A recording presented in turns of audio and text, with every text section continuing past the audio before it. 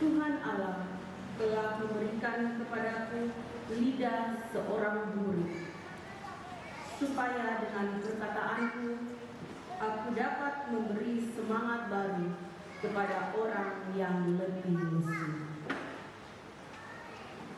Setiap pagi ia mempertajam pendengaranku untuk mendengar seperti seorang murid.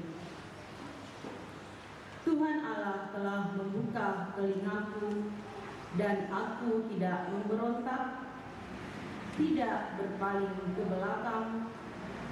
Aku memberi punggungku kepada orang-orang yang memukul aku dan pipiku kepada orang-orang yang mencabut janggutku.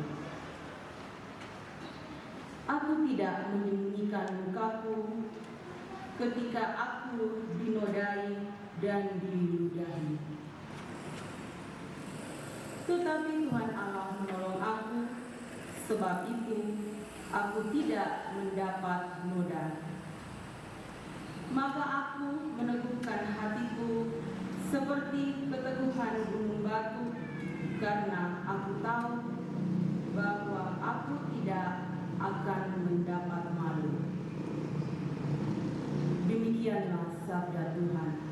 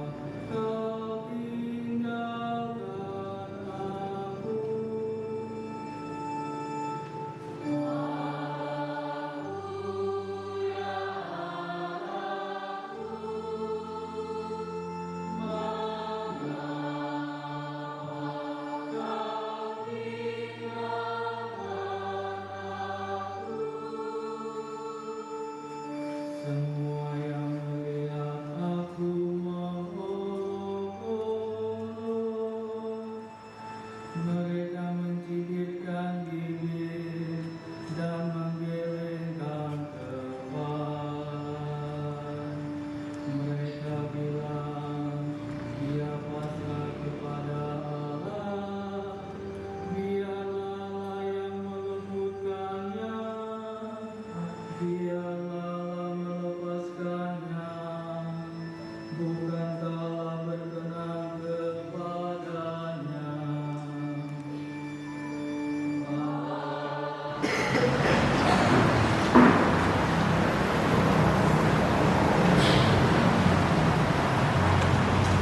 Bacaan dari surat Rasul Paulus kepada jemaat di Filipi.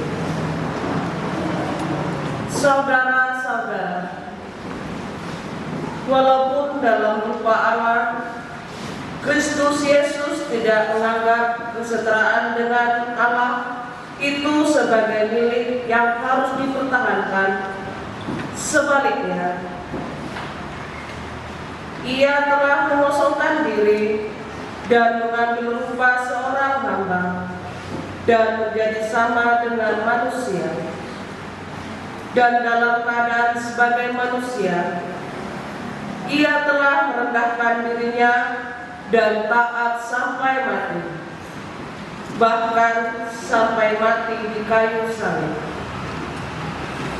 Itulah sebabnya Allah meninggikan dia dan menganugerahinya nama di atas segala nama, supaya dalam nama Yesus bertekuk lututlah segala yang ada di langit, yang ada di atas dan di bawah bumi, dan bagi kemuliaan Allah Bapa semua lidah mengakui Yesus Kristus adalah Tuhan.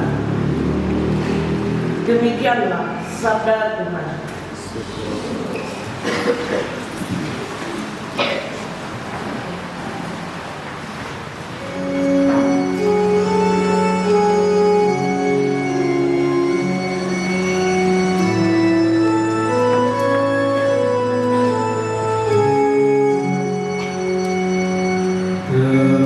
Terpujilah Kristus Tuhan, Raja mulia dan kekal.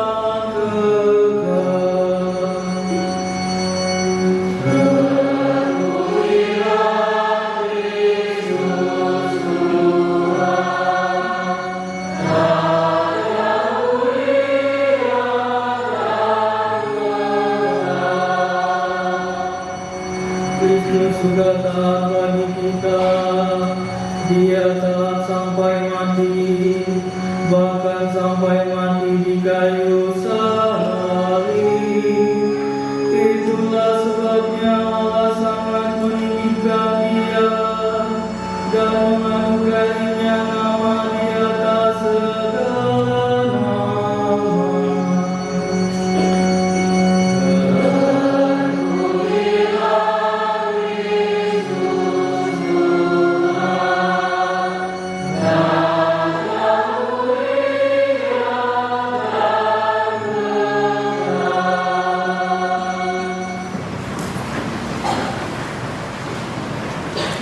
Ketika semua pasukan melihat apa yang terjadi, ia memuliakan Allah katanya, Sungguh, orang ini adalah orang salah. di situ berkerumun pula orang banyak yang datang untuk menyaksikan seluruh peristiwa itu. Sesudah melihat apa yang terjadi itu, pulanglah mereka sambil memukul-mukul diri. Semua orang yang mengenal Yesus dari dekat, termasuk perempuan-perempuan yang mengikuti Dia dari Galilea, berdiri jauh-jauh dan melihat semua itu. Demikianlah Injil Tuhan. Terpujilah Kristus.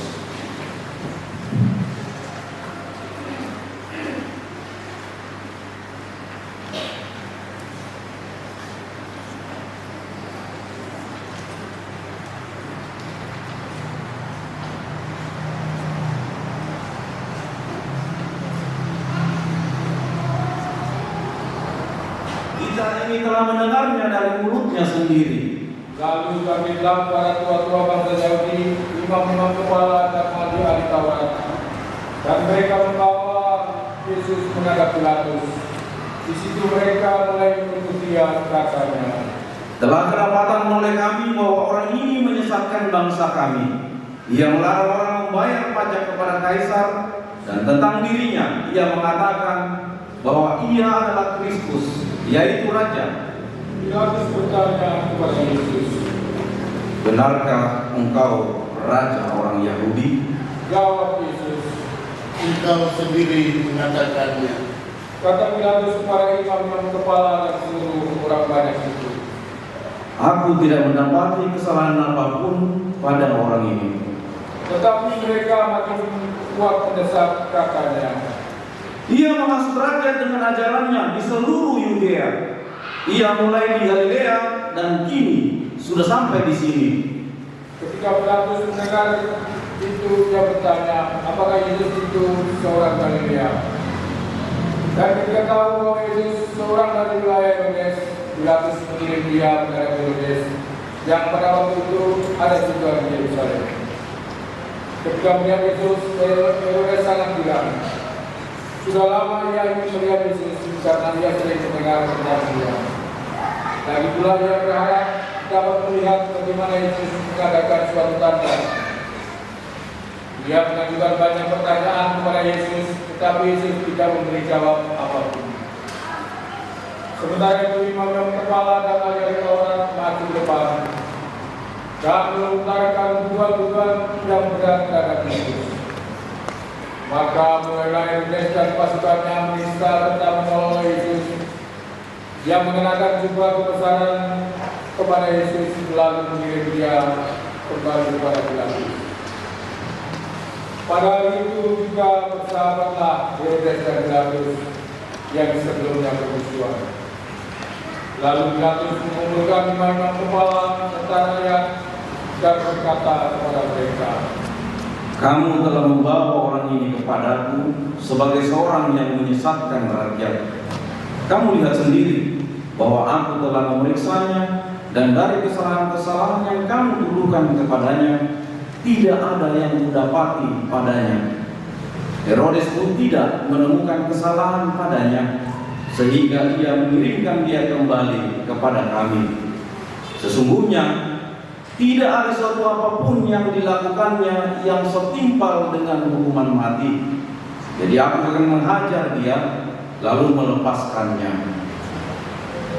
tetapi mereka berteriak bersama-sama, "Lenyapkanlah dia, lepaskanlah Barabas bagi kami." Barabas ini dimasukkan ke dalam penjara berhubung dengan suatu pemberontakan yang telah terjadi di dalam kota karena pembunuhan. Sekali lagi Pilatus berbicara dengan suara keras kepada mereka karena ia ingin melepaskan Yesus. Tetapi mereka berteriak membalasnya, "Salibkanlah dia, salibkanlah dia." kata Pilatus untuk ketiga kalinya kepada mereka. Kejahatan apa yang sebenarnya telah dilakukan orang ini? Tidak ada satu kesalahan pun yang kudapati padanya yang setimpal dengan hukuman mati. Jadi aku akan menghajar dia, lalu melepaskannya. Tetapi dengan berteriak mereka mendesaknya menuntut supaya Yesus disalibkan. Akhirnya mereka menang dengan teriakan mereka. Lalu Pilatus memutuskan supaya tuntutan mereka dikabulkan. Jadi Pilatus melepaskan Barabas yang dimasukkan ke dalam penjara karena pemberontakan dan pembunuhan itu sesuai dengan tuntutan mereka. Ketika mau Yesus untuk disalibkan, para serta menahan seorang yang bernama Simon dari Kirene yang baru datang dari luar kota, lalu meletakkan salib Yesus di atas daunnya supaya ia memikul sambil mengikuti Yesus. Sejumlah besar orang mengikuti Yesus. Di antara banyak perempuan yang menangisi dan meratapi dia. Yesus berpaling kepada mereka dan berkata, Hai putri-putri Yerusalem, janganlah kamu menangisi aku, melainkan tangisilah dirimu sendiri dan anak-anakmu. Sebab lihat, akan tiba masanya orang berkata, berbahagialah perempuan mandul dan berbahagialah perempuan yang lahirnya tidak pernah melahirkan dan yang tidak pernah menyusui. Maka orang akan mulai berkata kepada gunung-gunung, runtuhlah menimpa kami, dan kepada bukit-bukit, timbunilah kami. Sebab jikalau orang berbuat demikian dengan kayu hidup, apakah yang akan terjadi dengan kayu kering? bersama Yesus dikirim juga dua orang lain, yaitu dua penyelam untuk dihukum mati bersama-sama dengan dia. Ketika mereka sampai di tempat yang bernama Tengkorak, mereka menyalibkan Yesus di situ. Kecuali Yesus disalibkan, juga kedua orang penjahat itu, yang seorang di sebelah kanannya dan yang lain di sebelah kirinya. Ketika bergantung di salib, Yesus berkata, Ya Bapa, ampunilah mereka sebab mereka tidak tahu apa yang mereka berbuat. dan mereka membangun diri untuk membagi pakaian Yesus. Orang banyak berdiri di situ dan melihat semuanya. Pemimpin-pemimpin mengajak Yesus, katanya, Orang lain ia selamatkan, biarlah sekarang ia menyelamatkan dirinya sendiri, jika ia adalah Mesias, orang yang dipilih Allah. juga prajurit-prajurit mengolok-olokkan dia. Mereka menunjukkan anggur asam kepadanya dan berkata, Jika engkau adalah raja orang Yahudi, selamatkanlah dirimu. ada juga tulisan di atas kepalanya, inilah raja orang Yahudi. Salah seorang dari penjahat yang bergantung itu mengucap Yesus, katanya, Bukankah engkau adalah Kristus? Selamatkanlah dirimu dan kami. tetapi penjahat yang seorang lagi menegur dia, katanya, Tidakkah engkau takut juga tidak kepada Allah, padahal engkau menerima hukuman yang sama? Kita memang selayaknya dihukum sebab kita menerima balasan yang setimpal dengan perbuatan kita. Tetapi orang ini tidak berbuat sesuatu yang salah. Lalu ia berkata kepada Yesus, Yesus, ingatlah akan aku apabila engkau datang sebagai Raja. kata Yesus kepadanya, Aku berkata kepadamu, sesungguhnya hari ini juga engkau akan ada bersama-sama dengan aku di dalam surga.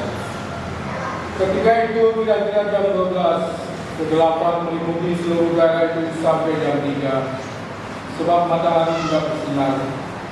Ketika itu tabir bait suci terbelah dua, lalu Yesus berseru dengan suara nyaring,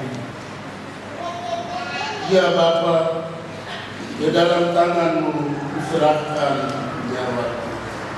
dan sesudah berkata demikian, ia menyerahkan nyawanya. Umat mohon berdiri.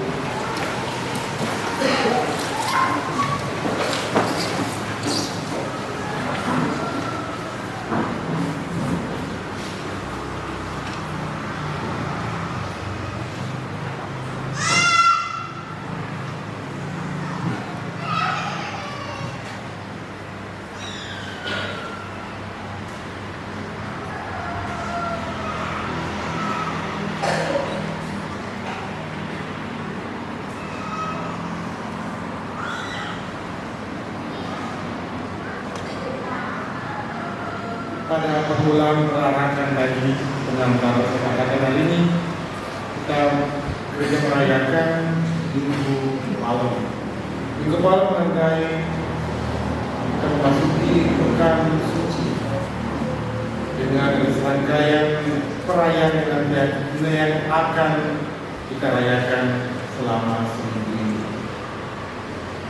Dalam bacaan yang mau kita dengar, kita melihat bagaimana pengalaman Yesus dalam menjalankan rencana Bapa.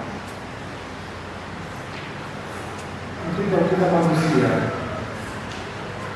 pasti kita akan tolak siapa yang mau ya dihina, siapa yang mau direndahkan, tidak dianggap, seperti sudah tidak punya harga lagi oleh manusia-manusia yang lain. Kita lihat dari awal, padahal kalau melihat Tuhan, Yesus, ini bisa saja menolak. Kenapa jalan ini yang harus saya ambil? Tidak ada jalan lain yang lebih mudah, yang tidak terlalu penuh dengan intrik, apa yang tidak perlu penderitaan. Kenapa harus ini? Hanya untuk menyelamatkan orang-orang ini atau makhluk-makhluk ini. Kenapa harus mati salib? Bagi orang pada zaman itu, orang yang disalibkan di dalam itu penjahat yang sudah tidak bisa istilahnya sudah tidak punya hak dalam hidup. Harga terakhir adalah salib. Sudah tidak bisa diampuni, tidak bisa diapa-apakan lagi. Kalau kita lihat selama Yesus hidup, yang dia buat adalah baik adanya. Tidak pernah dia mau istilahnya mau korupsi atau dan lainnya, ambil hak orang. Tidak. Hidup hanya menguatkan sabda Allah, sederhana, jalan dari kota ke kota, berbuat kebaikan tolong orang. Lalu salahnya di mana? Kayak dalam baca, salahnya di mana? Kalau mungkin itu kumpul atau jadi pirampok apa di situ, rampok kantor pajak kan? Tidak juga. Tidak ada ya kalau kita lihat. Tapi itulah ya. Itu adalah rencana Allah dan Yesus taat pada rencananya. Disinilah poin penting bagi kita, bagaimana kita taat terhadap iman kita. Semalam saya dulu sambil main lihat HP, lalu ada di terlewat di news ya, lintas itu soal yang tadi memborong bentuk pindah kepercayaan. Ada satu kata yang pindah itu karena mau percaya kepada Tuhan atau karena pasangan. Benar dia kata itu. Jadi benar kalau kita mau agama atau keyakinan kita ya, itu bukan karena individu atau pribadi seorang saja. Kita percaya karena kita yakin bahwa dengan itulah, dengan jalan kita akan diselamatkan. Seminggu perayaan nanti itu perayaan untuk kita mengerti bagaimana saya beriman kepada Tuhan. Jadi kalau saya tanya saya kalau ditebus kayak kita ditebus nanti bukan ditebus dengan harga yang begitu mahal. Kenapa saya mau bermainkan iman saya? Kenapa harus dioper ke A, ke B, ke C? Apa yang saya cari? Lalu mana yang harus menjadi pedoman perjalanan hidup saya? Kalau iman kita sepak kayak bola yang menggelinding ke sana kemari, lalu bagaimana dengan hidup kita? Karena kita tidak mempunyai dasar untuk berpegang. 3 bulan pertama kita ke B, 3 bulan kemudian ke A, 4 bulan kemudian ke kita mencari apa? Nanti kalau orang tanya alam, 1001 macam dalil dikedepankannya untuk pembelaan ini. Padahal kalau kita lihat tadi bacaan kisah sengsara begitu sangat syarat akan makna bagi kita. Jadi saya diselamatkan itu tidak murah. Pengorbanan yang Tuhan kasih itu tidak murah. Harus ditolak, dianggap seakan-akan tidak ada paling kita saudara mati di kayu salib. Tapi toh tetap dia mau jalani. Tidak pernah mau menganggap bahwa saya sama dengan Allah. Kenapa saya harus mati dengan cara atau menjalani peristiwa ini? Untuk apa? Itu kalau saya mau, ya sudah mereka hilang lenyap karena dosa mereka, ya tidak apa-apa. Saya bisa menciptakan yang baru. Tapi tidak. Karena ketaatan kepada kehendak Bapa dan cinta yang begitu besar kepada kita manusia, dia rela menyerahkan nyawanya, dia rela mati di kayu salib. Pertanyaannya, kalau Tuhan cinta kepada kita begitu besar, tidak terhingga, lalu apakah saya juga tidak bisa mencintai dia dalam hidup saya? Ataukah saya tinggal mengombak-ambing atau saya seperti anggap dia tidak ada?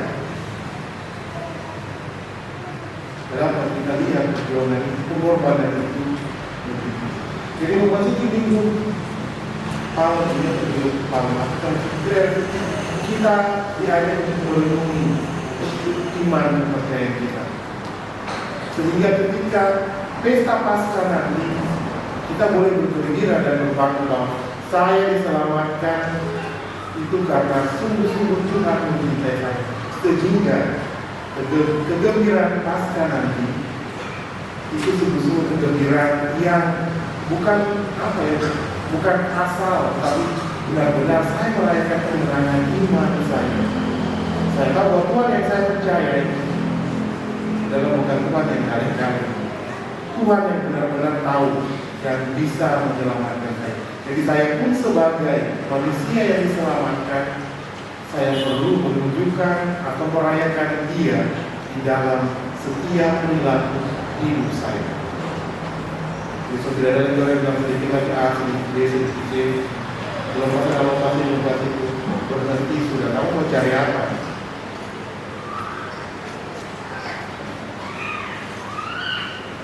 Tapi kan di sana lebih baik daripada ingat kita hidup ini ya, tidak panjang ya. Jadi kalau masih mau tawar menawar, lebih baik baik, kita pikir baik-baik. Kita pakai otak kita pakai hati kita. Kalau kita mengenal iman saya seperti ini, itu sudah cukup. Nah, yang harus saya buat adalah apa? Berbuat baik kepada orang, kumpul-kumpul amalan saya. Jadi apa lagi? Iman itu bukan mencari sensasi, tapi mencari kebaikan. Bapak Ibu saudara-saudari yang terkasih, semoga dengan perayaan ini, bukan hari ini saya, tapi seminggu ke depan ini, mulai Kamis, Jumat, Sabtu, sampai pesta Paskah pada Minggu. Kalau kita semua sadar, kita semakin mengerti bahwa iman yang saya percaya, Allah itu adalah Allah yang benar-benar yang akan menyelamatkan saya sepanjang perjalanan hidup saya. Tidak ada Allah B, ada Allah C, ada D, ada A, Allah itu sudah. Jadi kalau sampai saya mati, yang itu dia sudah ada lagi yang lain-lain. Amin. Marilah kita bangkit berdiri dan kita memperbarui iman kepercayaan. Aku percaya akan Allah.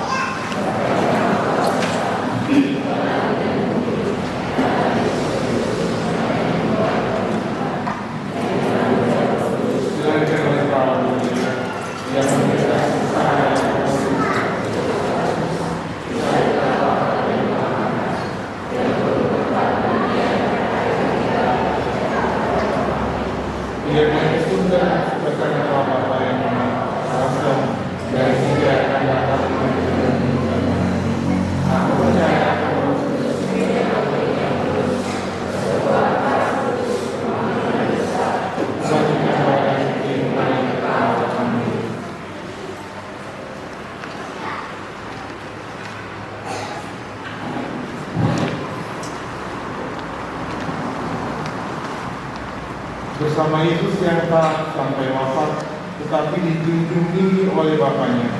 Marilah kita menghadap Bapa dan berdoa.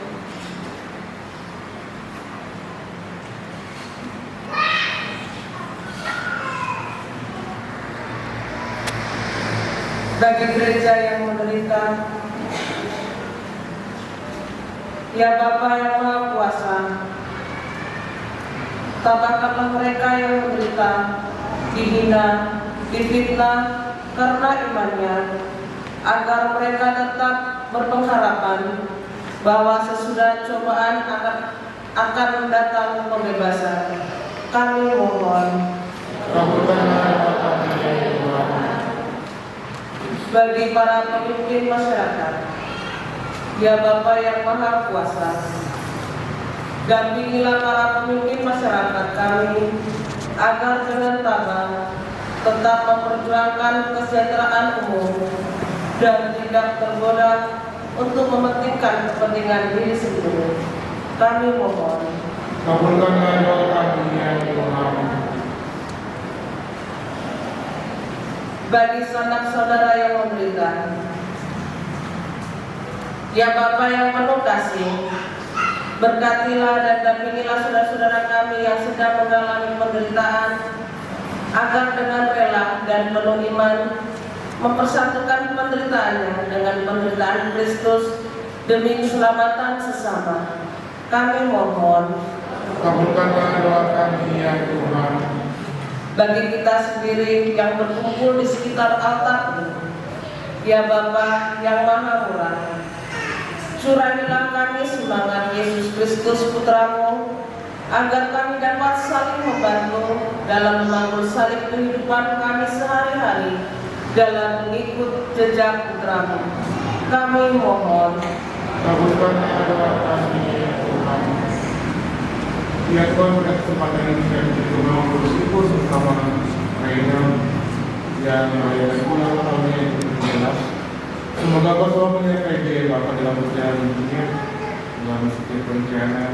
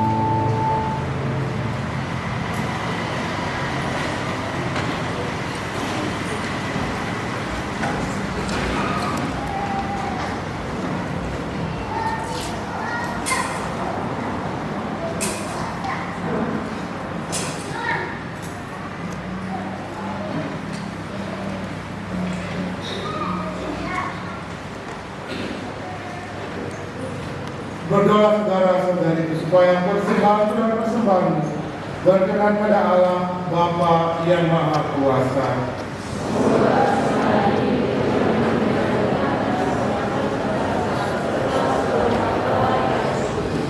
Ialah terimalah persembahan kami ini dan persatukanlah dengan kurban putra-Mu Yesus Kristus yang terkasih, sehingga mendatangkan belas kasih-Mu bagi kami, yaitu rahmat pengampunan dosa yang mendamaikan kami dengan Dikau, dengan perantaraan Yesus Kristus Tuhan kami, yang juga berkuasa ini dari sepanjang masa. Tuhan bersamamu. Marilah menyerahkan hati kepada Tuhan. Marilah bersyukur kepada Tuhan Allah kita. Sungguh pantas dan benar layak dan menyelamatkan bahwa kami selalu dan dimanapun bersyukur kepada Tuhan Bapa yang kudus, Allah yang Maha Kuasa dan kekal. Sebab melalui secara putra-Mu yang menyelamatkan, seluruh dunia menjadi sadar untuk mengakui keagungan. Karena dengan kekuatan salib yang tak terperikan, nyatalah pengadilan atas dunia dan tampaklah kekuasaan Dia yang disalibkan. Maka Tuhan bersama para malaikat dan semua orang kudus, kami dengan sukacita memuliakan Dikau sambil bernyanyi.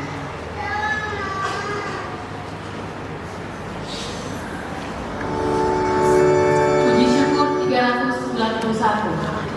Oh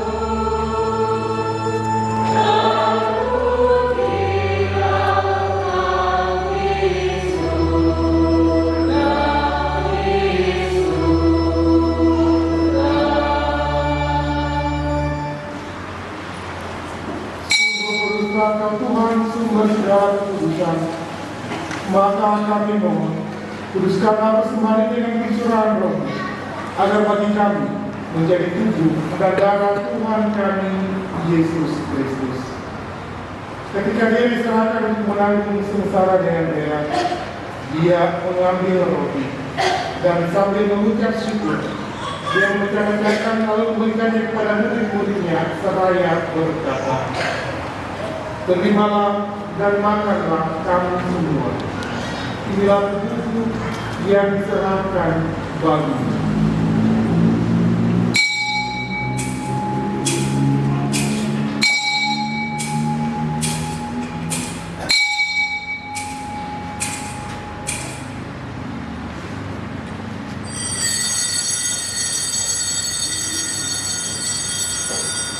Demikian pula sudah perjamuan, dia mengambil piala. Sekali lagi dia mengucap syukur kepadamu, memberikannya kepada murid-muridnya seraya berkata, "Terimalah dan minumlah kamu semua. Inilah piala darah perjanjian baru dan kekal yang ditumpahkan bagimu dan bagi semua orang demi pengampunan dosa. Lakukanlah ini sebagai kenangan akan aku."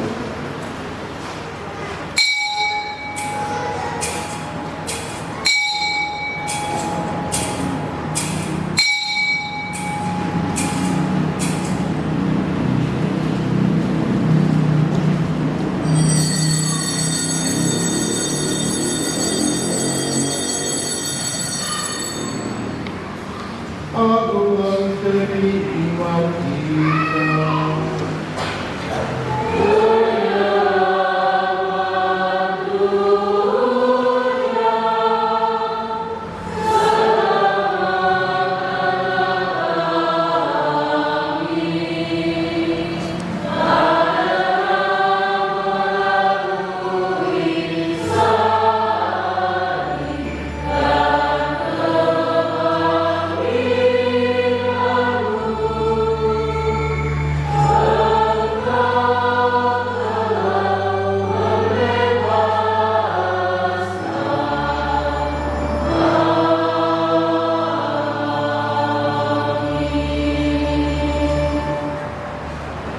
Sambil mengenangkan wafat dan kebangkitan Kristus, kami persembahkan kepadamu Bapa, roti kehidupan dan piala keselamatan. Kami bersyukur, sebab kami keluarga kaya mengenang Engkau dan berbakti kepadamu. Dan kami mohon, semoga kami yang menerima tubuh dan darah Kristus, dihimpun menjadi satu umat oleh Roh Kudus. Dengan Tuhan akan gerejamu yang tersebar di seluruh bumi, agar kami menyempurnakannya dalam cinta kasih, dalam persekutuan dengan kuasa kami Fransiskus dan uskup kami melalui Bapak Gereja serta semua rohaniwan. Ingatkan juga saudara-saudari kami yang telah meninggal dengan harapan akan bangkit, dan akan semua orang yang telah berpulang dalam kerahiman, dan terimalah mereka dalam cahaya wajah-Mu. Kami mohon kasihanilah kami semua, agar kami engkau terima dalam kebahagiaan abadi bersama Santa Kawan Maria Bunda Allah, Santo Yosef mempelainya, para rasul dan semua orang kudus sepanjang masa yang hidupnya berkenan padamu.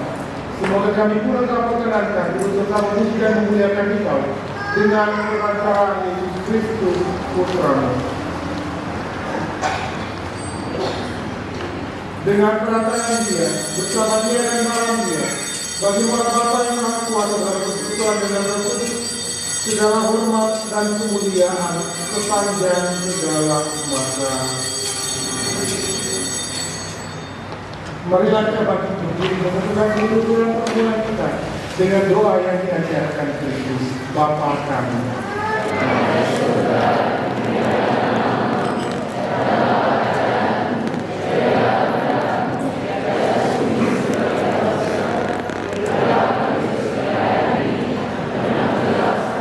Segala yang jahat, sudilah memberi kami sepanjang hidup kami, supaya kami yang telah dikuatkan oleh kelimpahan belas kasih, selalu bebas dari dosa dan dijauhkan dari segala gangguan, sambil menantikan harapan yang membahagiakan dan kedatangan penyelamat kami, Yesus Kristus.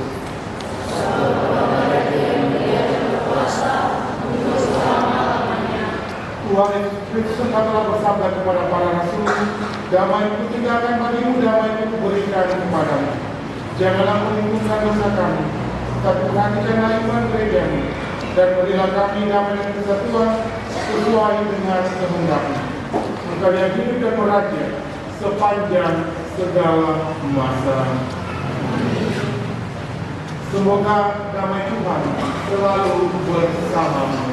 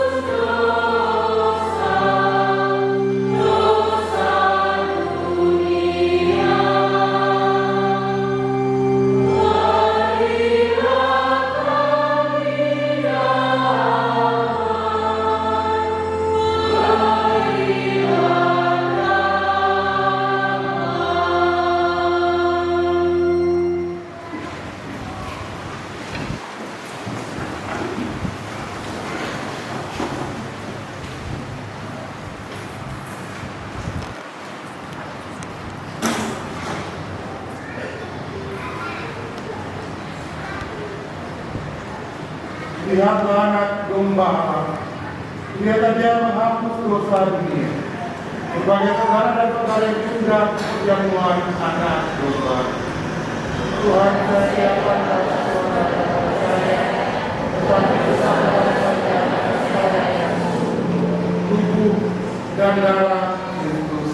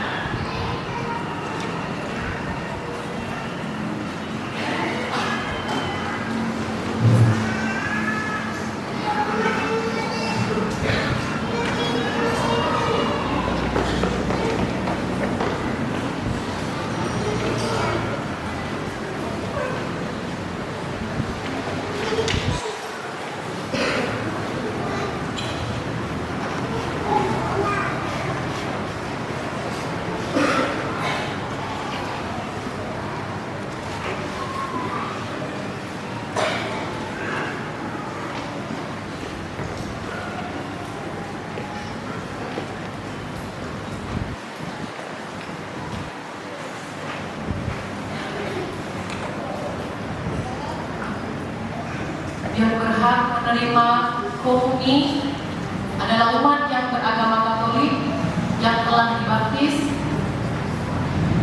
dan terhindar dari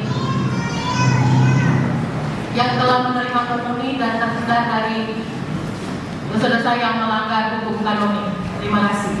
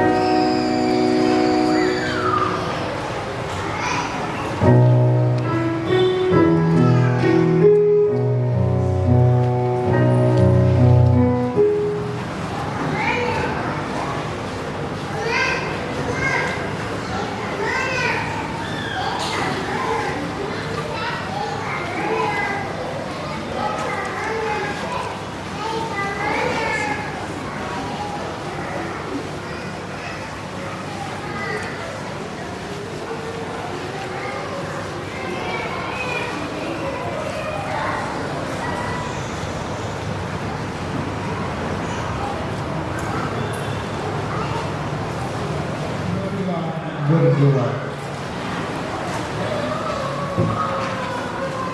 Ialah kami telah dipuaskan oleh anugerah suci ini, bersujud memohon kepadamu. Semoga sebagaimana berkat kematian putramu, Engkau membantu kami mengharapkan apa yang kami imani, demikian pula berkat kebangkitannya Engkau membantu kami mencapai apa yang kami tuju. Sebab Dialah yang hidup dan berkuasa sepanjang segala masa.